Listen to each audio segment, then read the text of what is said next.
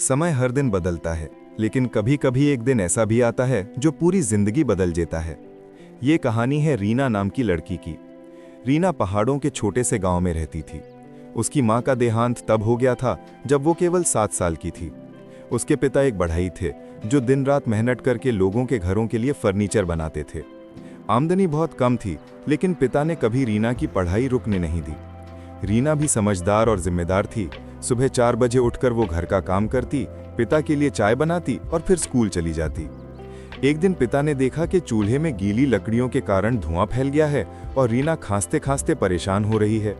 पिता बोले, बिटिया, ये सब काम मैं कर लूंगा, तू क्यों इतना थकती है? रीना मुस्कुराई, पापा, आप दिन भर मेहनत करते हैं, मैं पढ़ाई भी करूंगी और घर भी संभालूंगी, मुझे आपकी मदद करनी है।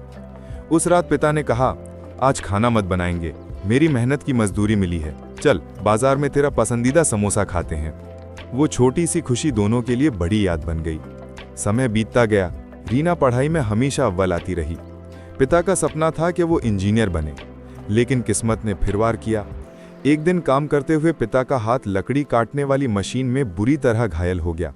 इलाज के बाद उनका हाथ हमेशा के लिए बेकार हो गया। पिता टूट गए।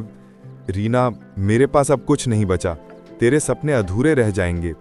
रीना ने उनका हाथ पकड़ के कहा, नहीं पापा, आपका सपना मेरा भी सपना है, चाहे जितनी मुश्किल हो मैं इंजीनियर बनूंगी। अब रीना घर घर जाकर बच्चों को ट्यूशन पढ़ाने लगी। पढ़ाई के साथ साथ काम करके उसने घर चलाया। लेकिन एक दिन उसकी सबसे बड़ी परीक्षा आ गई। कॉलेज में दाखिले की आखिरी तारीख थी और उसकी फीस पूरी नहीं हुई थी। उस दिन वो गांव-गांव जाकर ट्यूशन के लिए पूछती रही, पर किसी ने हाँ नहीं की। थकी हारी, भूखी प्यासी वो एक घर के दरवाजे पर पहुंची। दरवाजा खोलते ही एक बूढ़े अंकल ने देखा और बोले, बेटी, तू बहुत थकी लग रही है, पहले ये दही चावल खा ले। खाने के बाद उन्होंने पूछा, तू पढ़ाई करती है? रीना ने धीमी आवाज में कहा, जी अंकल, अभी अभी 12वीं पास की है, लेकिन फीस भरने के पैसे नहीं हैं। अंकल ने पूछा, कितने चाहिए? रीना बोली, 1000 रुपए। बूढ़े अंकल अंदर गए और एक लिफाफा लाकर उसके हाथ में रख दिया। ये ले बेटी, अपने सपने मत छोड़ना। रीना की आंखों में आंसू भर आए। उसने उनके पैर छुए और भागकर कॉलेज का फॉर्म भर दिया। साल गुजरते गए। मेहनत और लगन से रीना एक बड़ी इंजीनियर बनी और शहर में अपनी कंपनी खोली। उसके पिता का सपना पूरा हुआ। एक दिन कंपनी में खबर आई कि एक बुजुर्ग बीमार आदमी बहुत गंभीर हालत में लाए गए हैं। उनके पास इलाज का पैसा नहीं है। डॉक्टर ने कहा, उनका इलाज बहुत महंगा है, शायद ये खर्च नहीं उठा पाएंगे।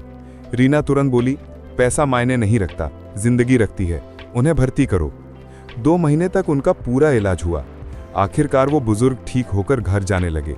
नर्स ने उन्हें एक लिफाफा पकड़ाकर कहा, यह आपका बिल है। बूढ़े अंकल घबराए, बिटिया, ये तो मैं कभी नहीं चुका पाऊंगा। उन्होंने लिफाफा खोला तो उसमें सिर्फ एक नोट था। आपका इलाज उस दिन ही चुका दिया गया था, जिस दिन आपने एक भूखी लड़की को 1000 रुपए दिए थे।